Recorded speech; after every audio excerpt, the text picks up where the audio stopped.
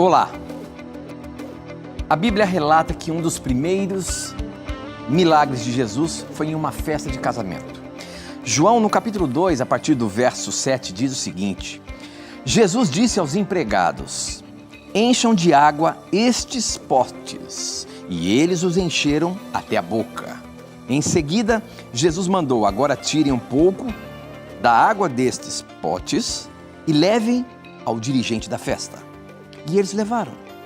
Então o dirigente da festa provou a água e a água tinha virado vinho. A palavra de Deus nos diz que Jesus transformou a água em vinho. Mas qual é a controvérsia? Será que Jesus transformaria a água em uma bebida que conhecemos como alcoólica? Por que a Bíblia não diz que Jesus transformou a água no puro suco da uva?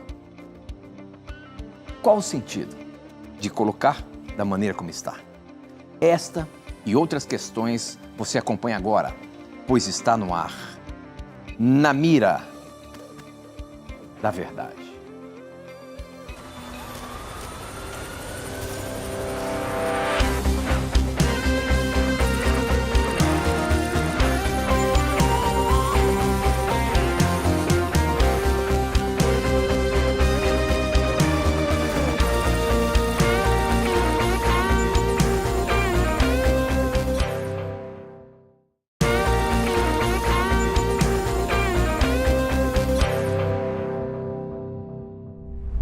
Olá, seja muito bem-vindo. Estamos começando mais um programa Na Mira da Verdade e sempre é muito bom ter você aqui junto com a gente para fazer esse programa acontecer. Afinal de contas, são as dúvidas, os questionamentos que você faz que faz todo o programa acontecer. E quem está na mira para responder baseando-se na palavra de Deus, na palavra de Deus, é ele, hein? Professor Leandro Quadros. Tudo bem, professor?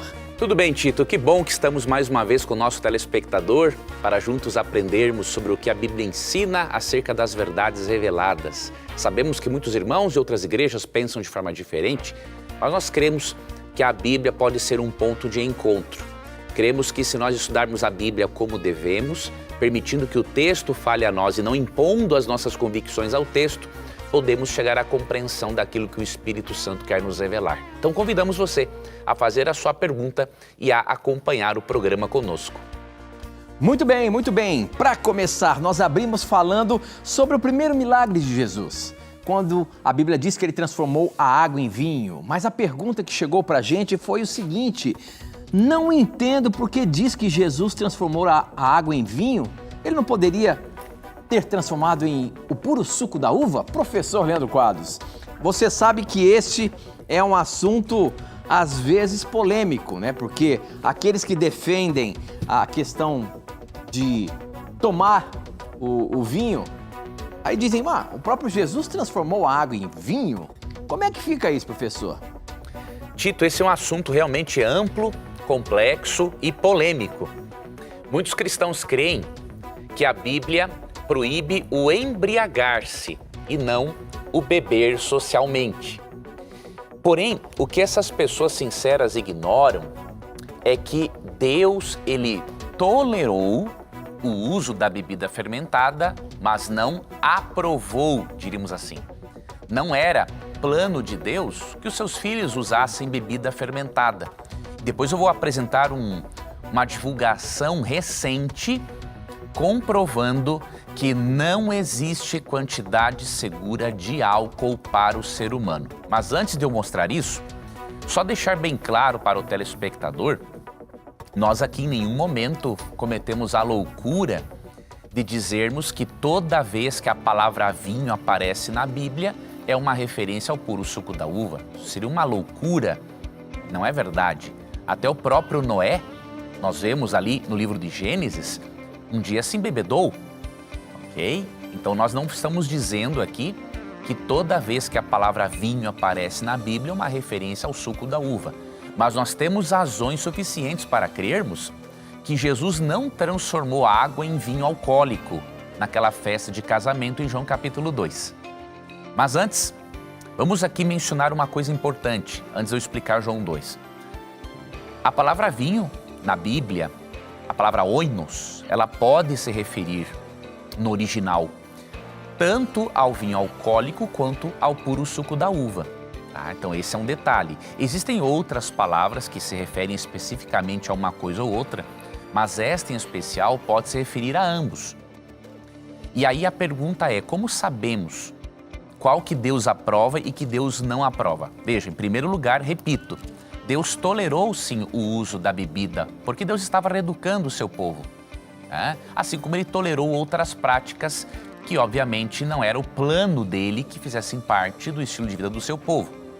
Agora, um detalhe também que as pessoas têm que considerar é que quando Deus tolera esta prática, o teor alcoólico da bebida fermentada na época era bem diferente do teor alcoólico de hoje. Eles mesclavam grandes quantidades de água para diminuir o efeito inebriante.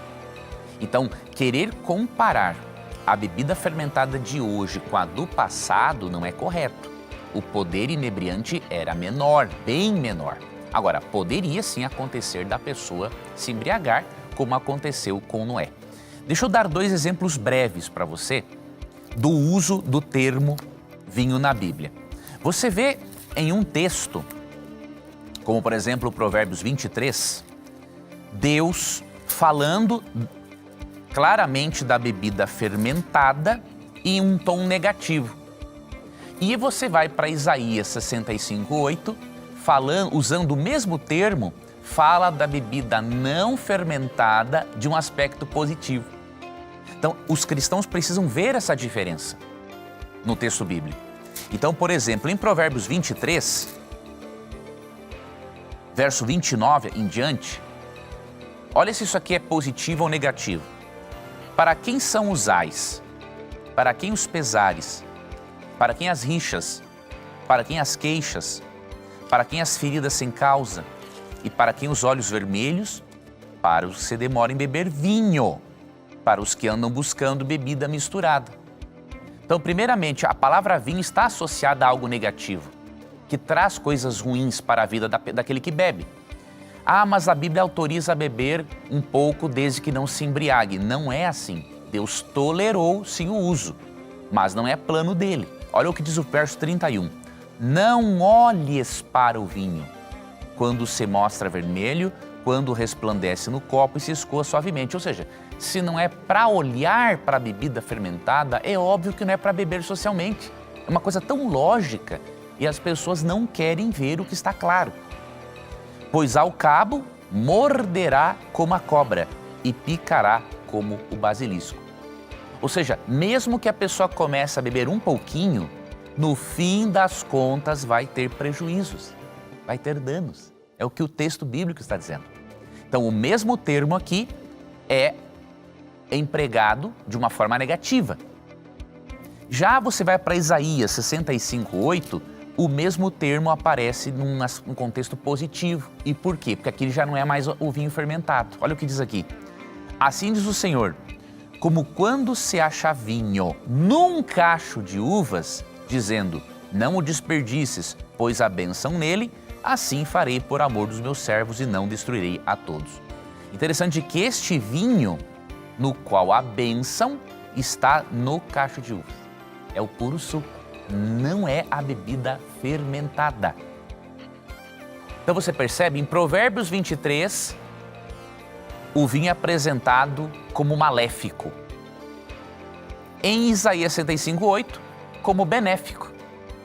Então o mesmo termo é usado para a bebida fermentada e para a não fermentada. Então é por isso que você vê em João 2, Jesus transformar a água em vinho, porque o mesmo termo vinho pode se referir ao puro suco da uva. Tá? E em João 2, aí vou para João 2 agora e finalizamos esta resposta. Por que mesmo Deus tolerando, sim, o uso da bebida alcoólica perante os seus filhos, para reeducá-los, isso aconteceu também no Novo Testamento, não há dúvida disso, mas por que nós não cremos que Jesus transformou a água em um vinho fermentado em João 2? A primeira razão que poderíamos apresentar é essa de Isaías 65:8 e de Provérbios 23. O vinho no qual há bênção está no cacho de uvas, ele não está no processo de fermentação. E como Cristo só trouxe bênçãos para as pessoas e nenhuma vírgula, nenhum resquício de maldição, não cremos que Jesus tenha transformado aquela água em um vinho fermentado. Porque Provérbios 23:31 fala que não é nem mesmo para olhar para esse tipo de vinho, muito menos beber socialmente. Outra razão que devemos analisar: Jesus Cristo, ao transformar a matéria, transformar a água em vinho, ele pode perfeitamente transformar em um puro suco da uva ou em um vinho não alcoólico. Se hoje a tecnologia nos permite termos vinho não fermentado, hoje é possível encontrar vinho não fermentado. Óbvio, tem que ter um tempo de uso específico, porque com o passar ali, às vezes até de pouco mais de um dia, ele já fermenta. Mas hoje já tem vinho sem álcool. Se a tecnologia humana proporciona isso, imagine o poder de Jesus Cristo, que é o Criador de todas as coisas, inclusive o Criador da matéria. Se Cristo é o Criador da matéria, ele pode transformar a matéria e com certeza em algo melhor para a saúde humana, e não em algo pior. E terceiro ponto, que eu creio ser muito importante analisarmos, a Bíblia recomenda sempre a temperança, não é? Em tudo. O que é temperança? É você se abster daquilo que é ruim e usar equilibradamente aquilo que é bom, não é? Veja, se Cristo, depois da festa, em que muitos já estavam bêbados e outros no processo de embriaguez, desse mais bebida alcoólica ainda para aquelas pessoas, Cristo estaria transgredindo o princípio bíblico da temperança. Ele estaria estimulando a intemperança nessas pessoas. E Gálatas 5:22 diz o seguinte: mas o fruto do Espírito é amor, alegria, paz, longanimidade, benignidade, bondade, fidelidade, mansidão e domínio próprio. Domínio próprio, em outros textos bíblicos, é o termo temperança, né? Então, como que Cristo estaria estimulando o domínio próprio ou a temperança em pessoas que já estavam bêbadas, muitas delas, e depois dando mais bebida alcoólica ainda para elas? Não, Cristo jamais faria uma coisa dessa. Então, Cristo transformou aquela água em um suco puro, muito doce, muito melhor do que aquele vinho, ou ele poderia ter transformado num vinho não alcoólico, tá? Então, como não era mesclado com água, certa vez alguém comentou comigo, mas como que as pessoas disseram que aquele era o melhor vinho? Simples, porque o que Cristo fez não era mesclado com água, né? Eles misturavam água com vinho para diminuir o efeito inebriante. Então, quando Cristo faz algo, um puro suco da uva ou um vinho não fermentado, né, ele coloca ali, ele transforma tudo aquilo em algo puro, sem mistura de água. Então, obviamente que é muito mais doce, muito melhor, muito mais aprazível, tá? E aí eu finalizo deixando um dado para você aqui. Essa ideia de que um pouquinho de vinho faz bem para a saúde, isso é conversa furada, tá bom? Isso foi comprovado. Saiu em outubro, quero ver se eu encontro aqui a notícia, saiu na BBC News em outubro, encontrei. Em outubro de 2024, 2 de outubro de 2024, que a Organização Mundial da Saúde afirma que o risco para a saúde de quem bebe álcool começa na primeira gota. Provérbios 23:31 diz: não olhes. Então, quando um cristão tenta justificar o uso da bebida fermentada hoje, fazendo uso da tolerância divina, como se isso fosse uma aprovação ou um incentivo, sinceramente, esse cristão está sendo irresponsável com o texto bíblico. Tá? Então, se você olhar na notícia da BBC News de 2 de outubro, a OMS diz que o risco para a saúde de quem bebe álcool começa na primeira gota. Não existe quantidade segura de álcool para a nossa saúde. Eu recomendo que você leia essa matéria toda. Você vai ver até mesmo um dos especialistas dizendo que a OMS cita, que a BBC News cita no estudo, um especialista disse, ele gosta de beber de vez em quando, mas ele reconhece, olha, eu não posso dizer que isso é bom para a saúde porque não existe quantidade segura de álcool para a saúde humana. E aí eu finalizo dizendo para você o seguinte, amigo telespectador, se não existe quantidade segura de álcool para dirigirmos um veículo, será que existe quantidade segura de álcool para dirigirmos a nossa vida nesse conflito cósmico contra as forças do mal? Não existe quantidade segura. Pode usar o argumento que for.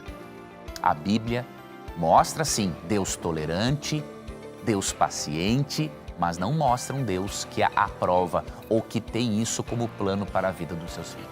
Então, se você tem essa dificuldade, converse com Deus. Não estou dizendo que Ele está jogando agora você no inferno cabeça para baixo, porque você usa o vinho fermentado, não estou dizendo isso. Mas converse com Deus, fala assim, Senhor, já que eu estou percebendo que isso não é bom para a minha saúde, me ajuda então a gostar mais do puro suco da uva, ou me ajuda a gostar do vinho não fermentado. Me ajuda, Senhor Deus, a viver totalmente o seu plano. E Deus, com muita alegria, com muito carinho, vai ajudar você. O que não se pode fazer é o que muitos cristãos estão fazendo, usando o texto bíblico para defender aquilo que biblicamente e cientificamente é indefensável. Muito bom, muito esclarecedor. O programa está apenas começando. Para você participar, você pode mandar as suas perguntas através do nosso SMS. O número é 12 981510101. Também é o WhatsApp. Pode mandar para mim, que eu recebo aqui na hora. E nas redes sociais, pelo Facebook, namiradaverdade.nt, pelo nosso Instagram, @namiradaverdade. Participe, mande os seus questionamentos, como por exemplo essa que chegou aqui pelo nosso SMS, hein? Deixa eu ver se tem um nome, a Cleide. A Cleide faz a seguinte questão, professor. Tenho aprendido muito com esse programa. Quero entender se Deus já sabia que o rei Nabucodonosor se converteria a ele, pois ele mesmo sempre se referia a Nabucodonosor como meu servo Nabucodonosor, mesmo ele fazendo tantas atrocidades. Deus já sabia, quando ele começa a mostrar na palavra que Nabucodonosor era seu servo, professor? Saberia Deus que ele... Com certeza, Deus sabe todas as coisas. Mas como entender essa questão aqui na Bíblia? Veja, quando Deus chama Nabucodonosor de meu servo, ali não é uma referência à onisciência dele em saber da conversão de Nabucodonosor. Deus realmente sabia, né? Como o Tito bem disse, Deus é onisciente, ele sabe todas as coisas.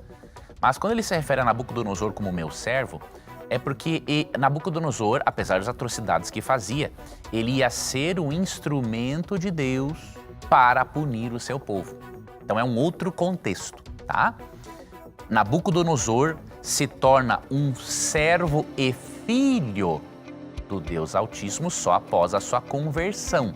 Agora, antes da sua conversão, ele poderia ser usado como instrumento. E Deus usa impérios, reis como instrumento. Depois, futuramente, Deus usou a Medopérsia para punir Nabucodonosor, punir Babilônia.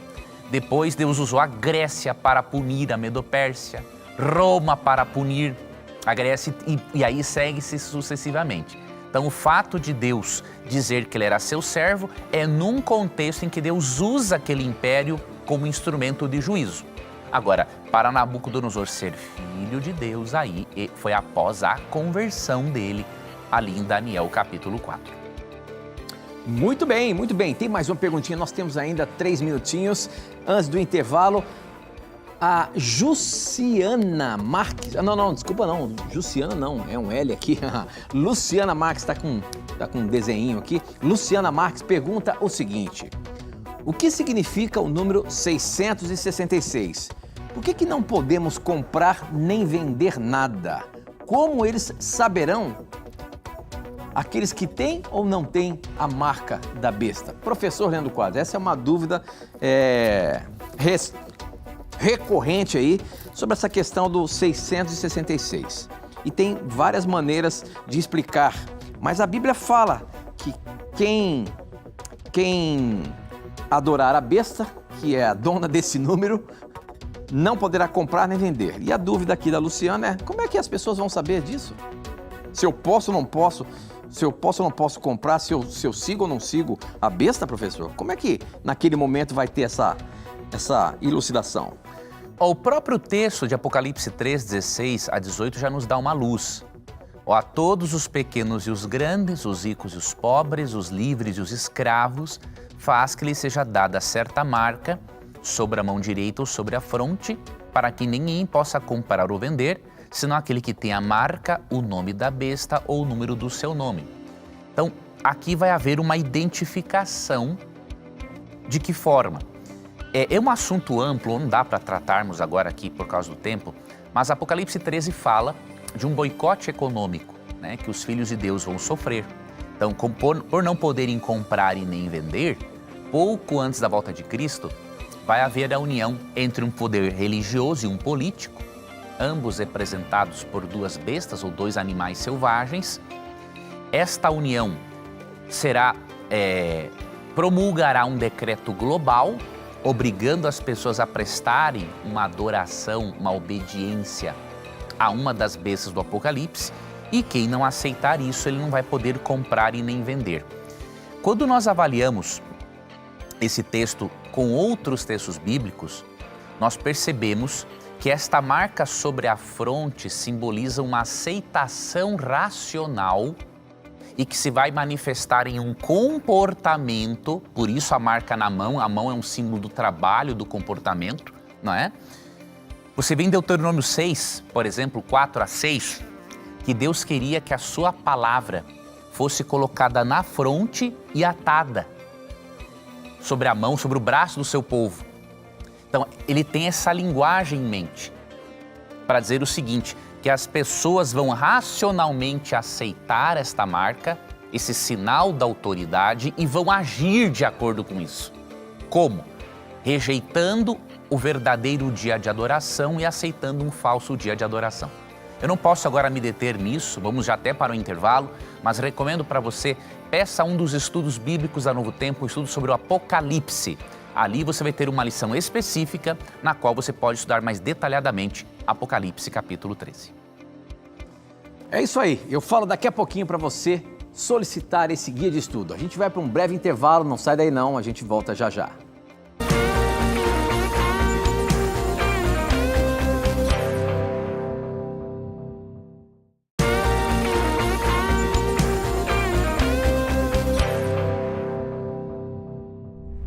Já estamos de volta e você pode participar mandando as suas perguntas para o nosso SMS. O número é 12 98151 0101. Também é o WhatsApp, pode mandar também por esse número e pelas redes sociais, Facebook e Instagram. Participe, mande as suas dúvidas para a gente, como essa aqui. Quem mandou, deixa eu ver se tem o nome aqui, o Paulo, aqui de Campo Mourão, no Paraná. E ele pergunta o seguinte: devemos seguir o conselho de Jesus, que Jesus deu ao jovem rico, vender tudo o que temos e dar aos pobres para segui-lo?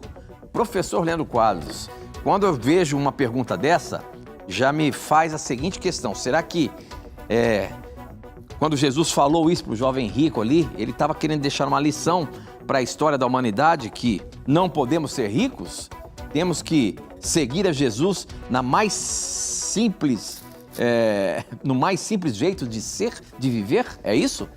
Não, é um equívoco muito grande pensar que o que Jesus disse para o jovem rico é o que ele diz para todas as pessoas ricas. É um equívoco muito grande. Vamos ver o porquê.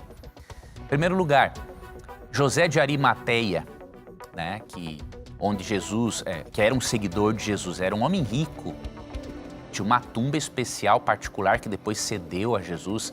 Em nenhum momento Jesus disse para ele deixar de ser rico para seguir a Jesus. E ele não deixou. Na verdade, José de Arimateia foi uma grande bênção para a igreja cristã primitiva, tá?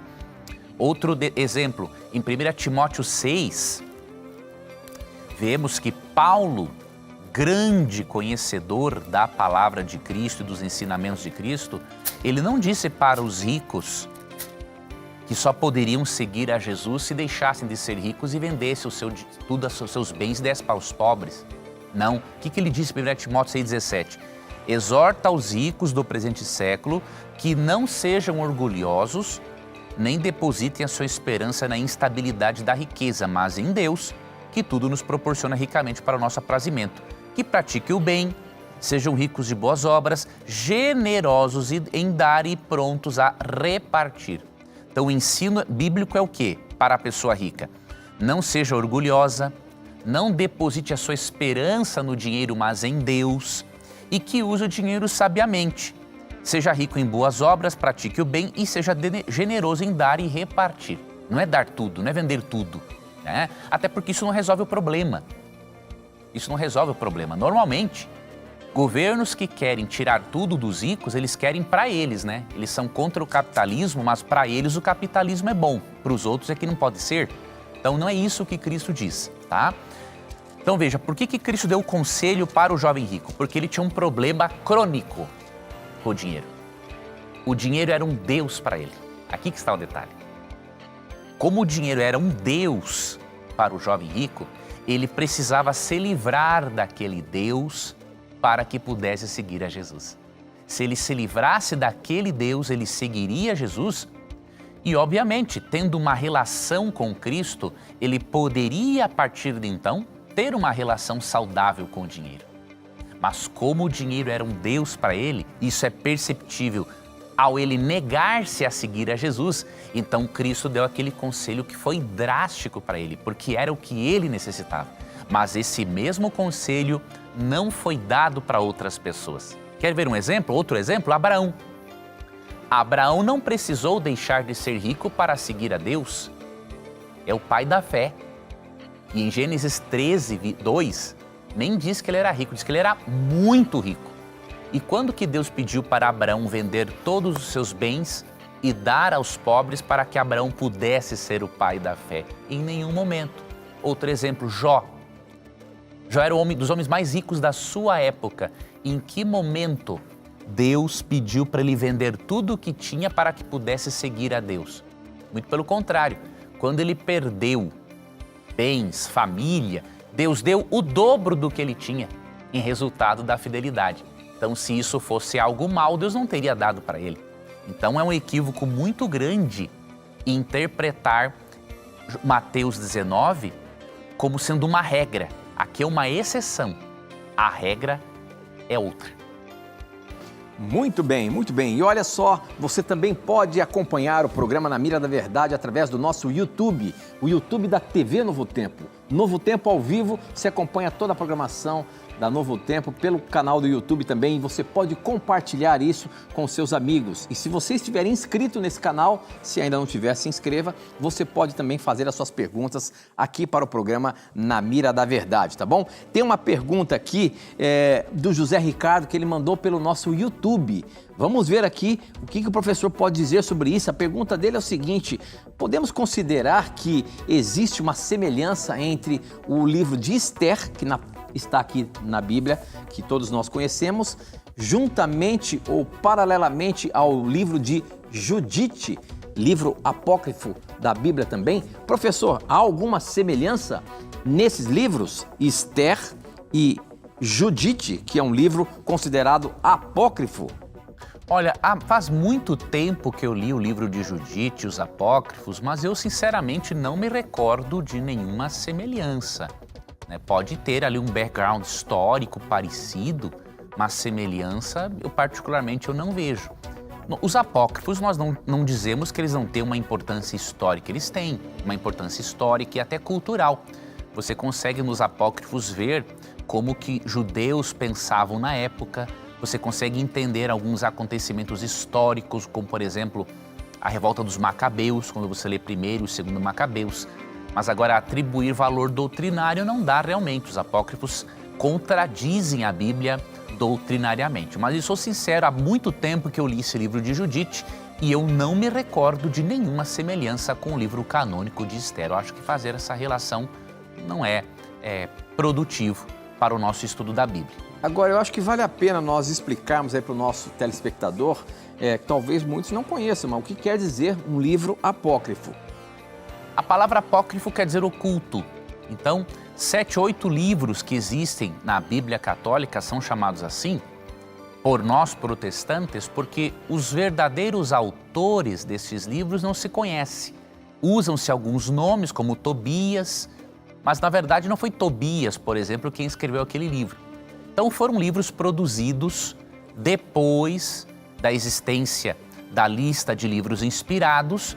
Esses livros faziam parte de uma tradução chamada Septuaginta, lá no 2º século a.C., mas eles não faziam parte da lista de livros inspirados, do cânon hebraico.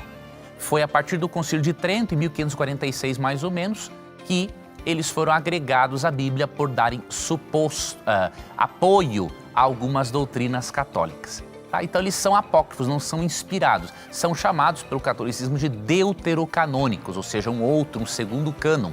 Mas nós não cremos assim, porque há doutrinas nesses livros que contradizem a Bíblia.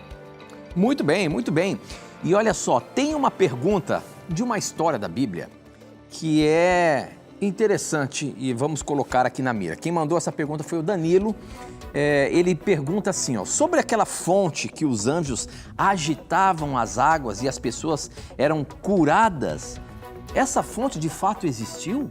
Ou isso foi uma parábola usada para mostrar alguma coisa na palavra de Deus? Professor Leandro Quadros, será que essa questão daquela cura que acontecia ali, porque a gente sabe que tem uma história ali de uma pessoa que ficou ali muitos e muitos anos querendo ser curado, e Jesus chegou ali e atendeu essa pessoa. Mas o que acontecia ali? Realmente tinha algum poder de cura?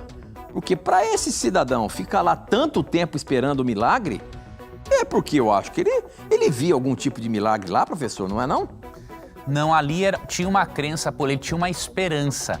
Veja, a pessoa que está doente, ela se apega a qualquer esperança, se ela não tiver uma base bíblica ou bem sólida doutrinariamente falando. Então, havia uma crença popular de que, aqui o versículo 4, ó, que se um anjo movesse a água, o primeiro que se jogasse ali seria curado. Imagine Deus brincando com a dor das pessoas. Seria um Deus do mesmo nível que o diabo, né? Imagine Deus brincando, ó, eu vou mandar um anjo lá e aí, olha, anjo, o primeiro que cair nessa água vai ser curado e o resto que se lasque. Pelo amor de Deus. Mas, professor, só para a gente tirar uma dúvida, quanto tempo esse homem ficou ali esperando esse milagre? Não temos certeza. Possivelmente ele ficava ali todos os dias, né? Ficava ali, esperando. Mas a Bíblia não chega a contar quanto tempo ele ficou esperando esse milagre. Não, a Bíblia conta que ele era doente há 38 anos, né? Mas não diz quanto tempo que ele ficava ali. É possível, Tito, que em algum momento, e aqui que é um detalhe que temos que fazer essa observação, havia esta crença popular, tá? Então a Bíblia só registra essa crença popular e como até nem faz parte de vários manuscritos esse trecho, então os tradutores até colocam entre colchetes para dizer o seguinte, olha, isso aqui não faz parte de vários manuscritos, mas como está em alguns manuscritos e era uma crença popular, então se preserva esse trechinho entre colchetes para indicar o seguinte, olha, isso aqui é uma crença popular, não é opinião bíblica, não faz parte do texto bíblico, é uma crença popular. Só está sendo registrado o que acontece. Agora, é possível também que em algum momento Satanás, se aproveitando do grande desejo de cura das pessoas, tenha feito em algum momento ou outro algum milagre para prender as pessoas naquela situação terrível, para prender as pessoas numa crença supersticiosa. O diabo faz muito isso. Agora, nós não podemos dizer que Deus aqui estava brincando com as pessoas. Ele estava aqui registrando uma crença popular, um mito popular, e possivelmente Satanás se aproveitou deste mito popular para infundir nas pessoas uma falsa esperança. Muito bem, professor, muito bem. Olha só, tem uma pergunta aqui do Facebook, o pessoal que está participando, mandando as perguntas aqui pelo Facebook. Quem mandou essa aqui foi a Gerlane Oliveira. Ela diz que essa pergunta é do pai dela. Ela diz, em João 14,6, Jesus fala, eu sou o caminho, a verdade e a vida. Ninguém vem ao Pai senão por mim. Eu acredito que Jesus é Deus, mas tem muitas pessoas que não acreditam e gostariam de poder ajudar. Meu pai também acredita, mas gostaria de entender mais esse trecho que fala que ninguém vem ao Pai senão por mim e não vai ao Pai. Tem alguma diferença nisso? Tem alguma razão? porque o texto diz vem ao Pai e não vai ao Pai? E tem algum sentido isso, professor? A pergunta que ela quer saber aqui. Sim, Jesus não diz ninguém vai ao Pai, senão por Ele, porque não tem como chegar ao Pai até Ele. Imagine o seguinte, para você chegar ao Pai, você tem que estar coladinho com Cristo. Por isso que ele fala, vem. Porque quando você vai em direção ao Pai, é Cristo que está indo com você. Não tem como ele dizer assim, ó, agora ó, eu tô aqui, ó, eu sou aqui Jesus, agora vai em direção ao Pai. Não tem como. Então ele não vai dizer, vai ao Pai. Ninguém vem ao Pai porque tem que vir com Ele mesmo. E outra coisa, Jesus tem a mesma natureza do Pai. Vir ao Pai é a mesma coisa, vir a Jesus é vir ao Pai também. Tá? Então Jesus, eu sei que alguns já usaram esse texto, os que creem no chamado modalismo, né, que é uma heresia, que diz que Deus é só uma pessoa que se manifesta de formas diferentes ao longo da história. Então alguns alegam com esse texto, por exemplo, que quando Cristo diz que ninguém vem ao Pai senão por mim, olha a imaginação das pessoas, alegam que Jesus está dizendo que Ele é o mesmo Pai. Só que isso é um absurdo. Você vê, por exemplo, em João 17, Jesus está orando ao Pai. Jesus não está orando para Ele mesmo. Você vê em Atos 7, 54 a 57, Cristo está sentado à direita de outro alguém, do Pai. Não tem como sentar-se à direita de si mesmo. Isso é uma contradição lógica. Vou dizer assim, ó, eu estou sentado à direita de mim mesmo. Isso não existe, não é?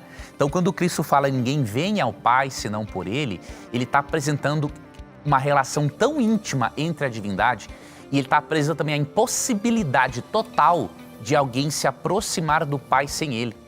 Para a pessoa chegar ao Pai, é como se ela tivesse que ir agarrada com Jesus. Então, como Cristo, junto com a pessoa, vai em direção ao Pai, então Ele usa essa expressão, ninguém vem ao Pai senão por mim, que não tem outro jeito de se achegar a Deus a não ser por Jesus. Então, não tem como. Outro detalhe importante, quando Cristo fala, eu sou o caminho, a verdade e a vida, ninguém vem ao Pai senão por mim, Ele está claramente aqui atribuindo divindade a si mesmo, né? Apenas um ser divino, com a mesma essência que o Pai, pode conduzir pessoas ao Pai. E apenas um ser divino pode ser a verdade absoluta e a fonte de vida eterna. Em Atos 3,15 ele é chamado de autor da vida. O autor da vida não pode ser uma criatura, ele não pode ter um começo. Se ele tivesse um começo, ele não seria o autor da vida. Outro que deu vida a ele seria o autor da vida.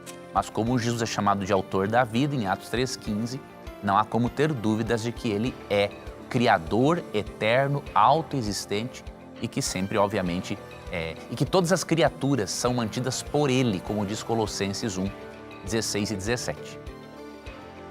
Muito bem, professor, muito bem. Olha só, mais uma perguntinha essa do nosso Instagram, pessoal, participando bastante aqui. Quem mandou foi o Sidney Moreira Flores. O Sidney quer saber o seguinte, professor, lá em Apocalipse, no capítulo 20, ali no verso 14, diz o seguinte, então a morte e o mundo dos mortos, ou o inferno, foram jogados no lago de fogo. Ele quer saber o que significa, o que quer dizer morte e inferno jogado no lago de fogo? Boa pergunta. Veja, a palavra inferno, ela se refere na Bíblia tanto ao mundo dos mortos, à sepultura, quanto ela se refere também ao lago de fogo, que vai passar a existir após o milênio.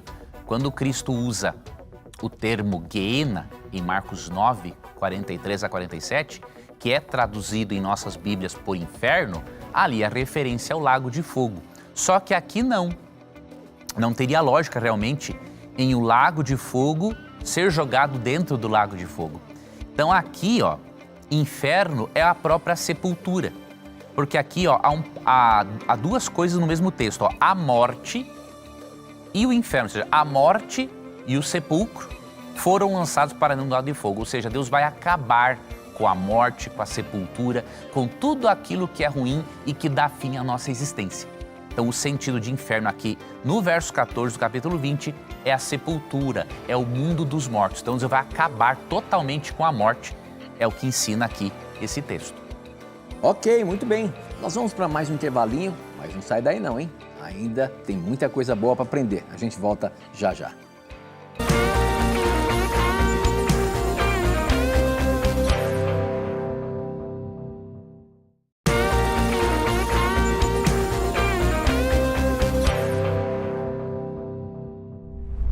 Já estamos de volta e mais uma questão colocada na mira aqui. E olha, professor Leandro Quadros, essa questão já fazia tempo que não aparecia aqui no programa, viu? Já teve várias e várias vezes, mas eu acho que é importante nós falarmos sobre isso porque é um assunto que muita gente tem dúvida. A pergunta aqui é o seguinte: quem são os 144 mil e a grande multidão citada em Apocalipse?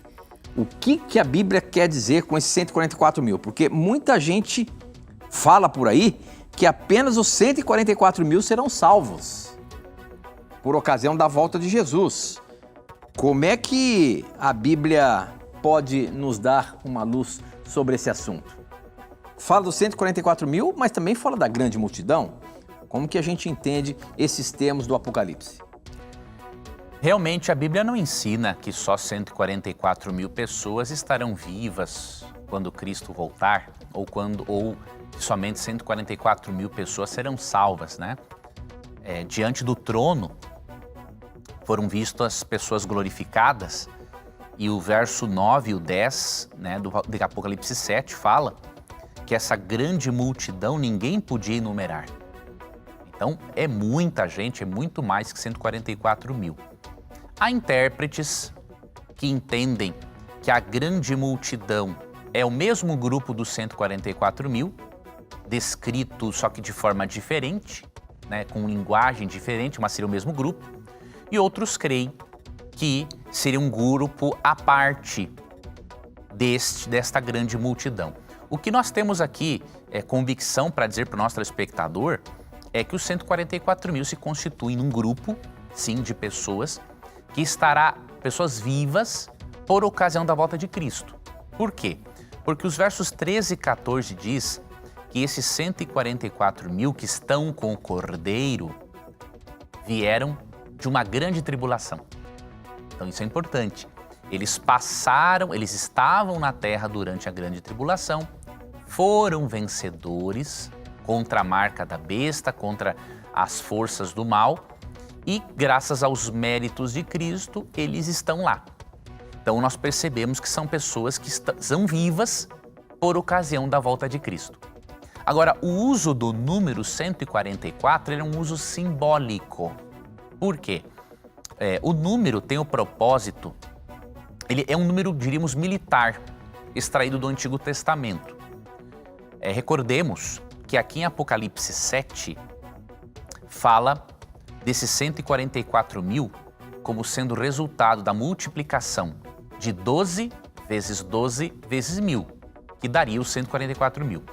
Ele pega uma linguagem militar do Antigo Testamento, quando as 12 tribos de Israel, ao saírem em batalhas, elas eram divididas em 12 tribos com 1000 soldados cada uma.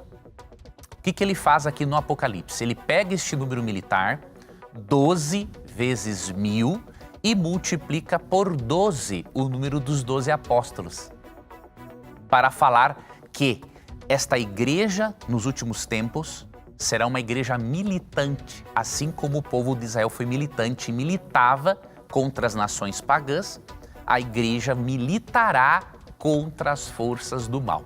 Então, é um número simbólico que se refere à totalidade dos justos que estarão vivos por ocasião da volta de Cristo. Usa-se esse número militar para falar que antes de ser uma igreja triunfante, vai ser uma igreja militante. Ok, muito bem. Nesse mesmo assunto ainda, as perguntas começam a chegar aqui. Boa noite, me chamo Shirley, sou de Viamão, Rio Grande do Sul, e gostaria de saber um pouco mais sobre as duas bestas, a que sobe do mar e a que sobe da terra. Essas bestas aparecem ali no livro do Apocalipse, correto, professor? Dá para a gente dar uma explicada o que significa essas bestas? O que a Bíblia tenta nos mostrar? Sim, eu vou explicar brevemente, mas nós não temos tempo para um estudo profundo deste capítulo, então eu vou indicar alguns livros para o nosso telespectador. Inclusive, eu vou indicar novamente aquele curso do Apocalipse. Em resumo, amigo telespectador, Apocalipse 13 fala de dois poderes representados por duas bestas, né? Nós vemos que aqui este primeiro poder, diz aqui no versículo, por exemplo, 7, uma das características dele, tem outras que você vai poder ver no estudo que eu vou indicar, diz que este poder foi-lhe dado também que pelejasse contra os santos e os vencesse. Deu-lhes ainda autoridade sobre cada tribo, povo, língua e nação. Então aqui fala, por exemplo, deste poder, seria um poder perseguidor contra os santos.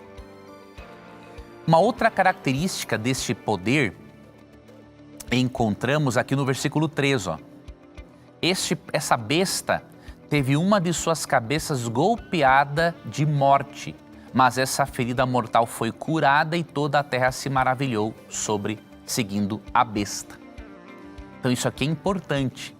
Diz que esse poder recebeu uma ferida mortal ao longo da história, mas se recuperou, e o verso 7 o identifica como um poder perseguidor.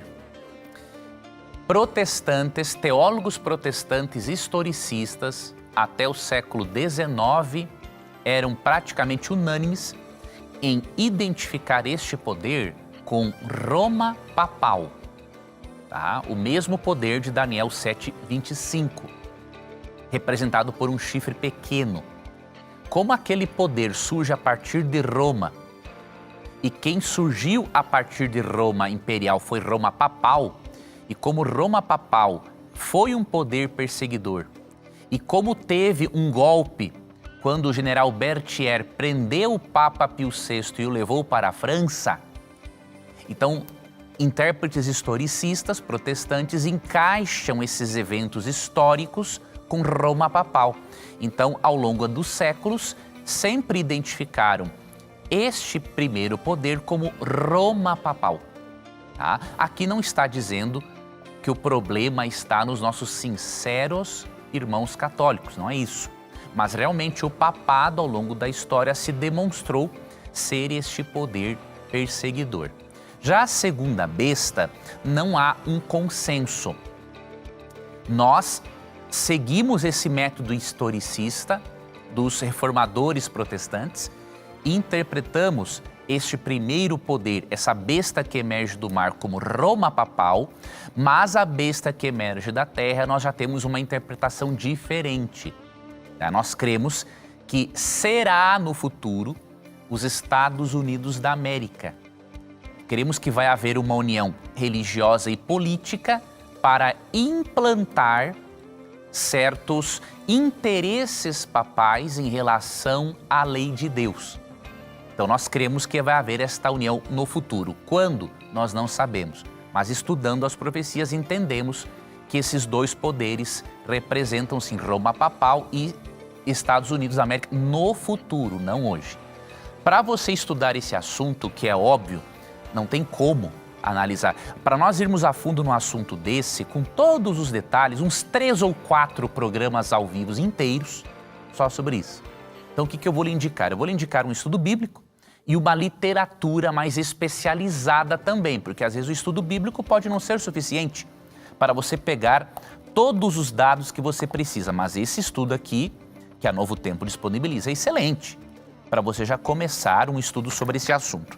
O que você vai fazer? Você vai, para você entender essa interpretação historicista, ver a lógica dela, não adianta dizer, isso é uma coisa absurda. Tem que estudar o argumento. Quem diz assim, isso é um absurdo e não estudou o argumento, ele está sendo insensato. Eu não posso desmerecer um argumento sem estudá-lo profundamente, tá? Então veja, esse estudo aqui, Apocalipse. Esse aqui é um estudo bíblico que a Novo Tempo disponibiliza gratuitamente. Então você solicitando esse estudo bíblico, você vai ter aqui entre as lições, esse curso é muito bom, foi preparado por um amigo que conhece muito o Apocalipse, que é o pastor Ailton de Oliveira, né? Esse estudo aqui, tem 2 lições específicas, Uma besta que sobe do mar, ele vai apresentar o porquê de ser o papado, e uma besta que sobe da terra. Ele vai dar razões, dados históricos que podem realmente apontar ali para os Estados Unidos no futuro. Então, essas duas lições você pode fazer neste curso. Existem livros também com mais dados históricos que você pode adquirir. Um exemplo, um livro muito bom é o livro Apocalipse 13, de Mervyn Moore. Esse livro, Tito, já se encontra possivelmente na loja da Novo Tempo, não é?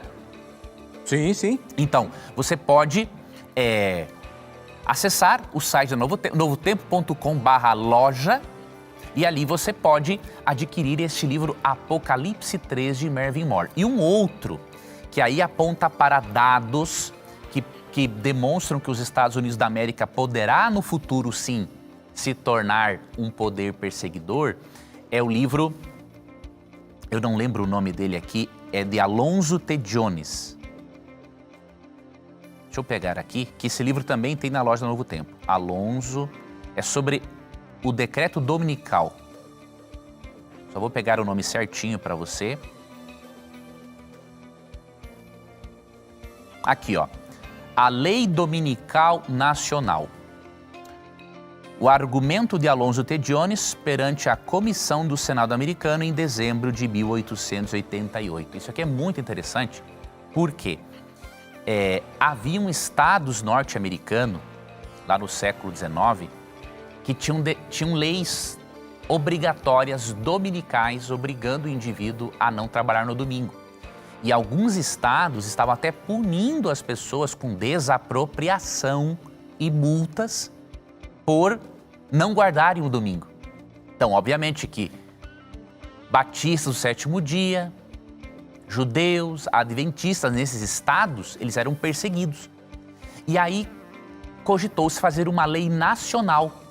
Um senador chamado Blair queria fazer uma lei nacional, impondo o domingo como um dia obrigatório de guarda. Então, esses problemas históricos levaram a esta segunda interpretação de que realmente, já que um dia os Estados Unidos tentou implantar uma lei obrigatória, pode vir sim a se tornar um poder político que apoie Roma papal no objetivo de estabelecer o domingo como dia obrigatório de guarda. Então, são dois livros que seriam interessantes de você ter, além do estudo bíblico, entre outros materiais, porque esse é realmente um assunto muito complexo e eu dediquei uma boa parte aqui do programa só para te dar uma pincelada. Por isso que eu falei que pelo menos uns 4 programas ao vivo inteiros seriam necessários para abordar esse assunto de uma forma mais embasada. Muito bem, muito bom. Mas você pode fazer qualquer tipo de pergunta aqui para a gente.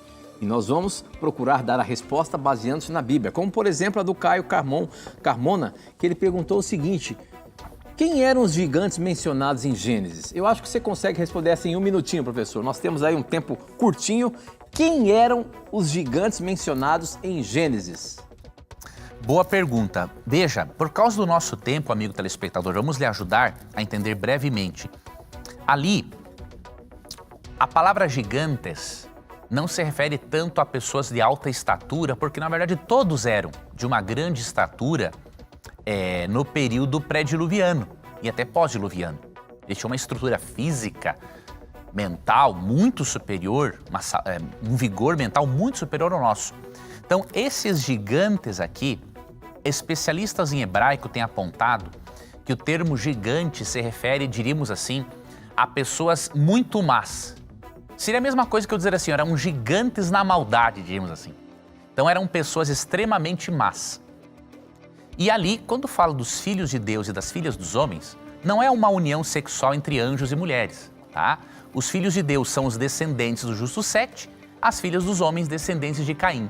Foi esse jugo desigual que proporcionou a corrupção do gênero humano e o surgimento desses gigantes na maldade, pessoas extremamente más que se rebelaram contra Deus.